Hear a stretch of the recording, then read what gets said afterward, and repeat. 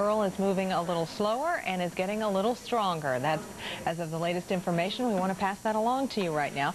It's now centered about 140 miles southwest of Destin, Florida. The winds are up a bit at 90 miles per hour, and the movement has become nearly stationary. The pressure at 990 millibars. So that's the latest information as of 1 p.m. Central Daylight Time. The forecast track is highly uncertain at this point, according to the National Hurricane Center.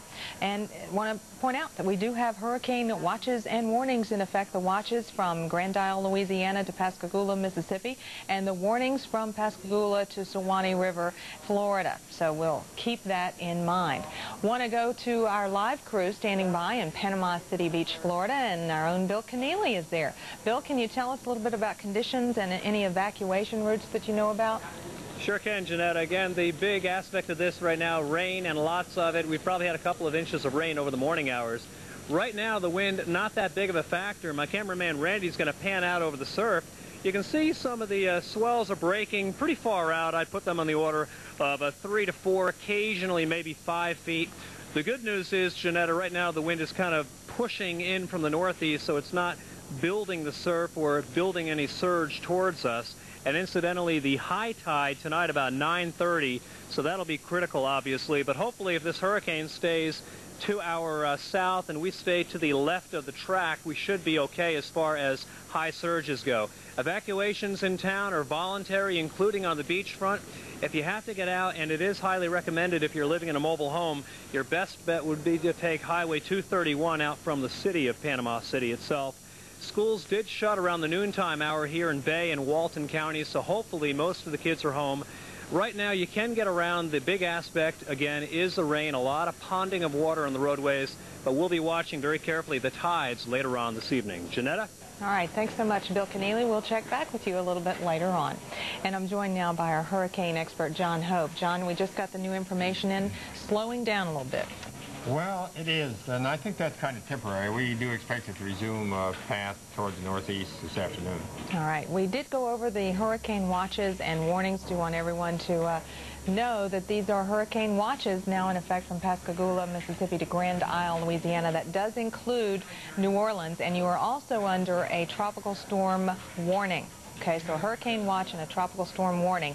And, of course, tropical storm warnings continue from Suwannee River, Florida to Anclote Keys in Florida. John, what do you think about the storm surge? Well, the storm surge, we're looking at something in the order of 5 feet, perhaps a little bit higher than that. Now that it's up to 90 miles an hour, we might be a little bit concerned about it being a bit stronger, but I don't think so far. This probably won't be the biggest threat, probably the bigger threat with the rain? Well, it's hard to say sometimes. Of course, a 5-foot storm surge with waves on top of it can certainly do some damage. While we know there's going to be very heavy rain, it's going to persist over a period of time, so that's certainly going to be enough to cause flooding from the rainfall. Yep, the rain has already begun. As we look at our satellite vantage point, you were pointing out that for the most part we've seen a lot of convection on the eastern side, but now starting to get a little wrapping around. Well, that's where all the showers and thunderstorms and so on have been, is in the east. It's been like a half storm the whole time with most of the action out east.